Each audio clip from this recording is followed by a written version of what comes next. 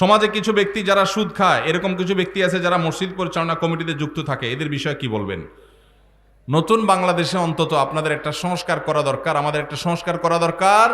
মসজিদ কমিটিতে কোনো সুদখোর, ঘুষখোর, 2 নম্বর হারামখোর মানুষ থাকতে পারবে না।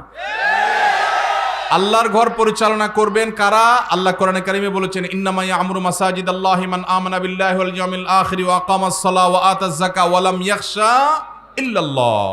আল্লাহর ঘর আবাদ করবে যাদের মধ্যে ঈমান আছে, যারা নামাজ কায়েম করে, যারা যাকাত আদায় করে, যারা আল্লাহ ছাড়া কাউকে পরোয়া করে না, মুত্তাকি পরেজগাররা।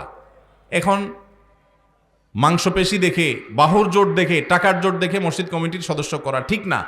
এই জায়গা থেকে আমাদের বের হয়ে আসতে হবে। তবে হ্যাঁ, আমাদের অনেক কমিটির ভাইরা আছেন যারা হয়তো নিজেরা সঠিক পথে ছিলেন না, মসজিদের সংস্রবে আসার পর, দায়িত্ব পাওয়ার পর তারা নিজেদের পরিবর্তন করেছেন।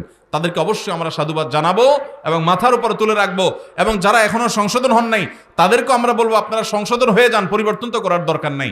কিন্তু নিজে নামাজও পড়ার খবর নাই, মসজিদ কমিটির সভাপতি সেক্রেটারি চেয়ার দখল করে রাখবেন, এটা কোনো অবস্থাতে মানা যায় না।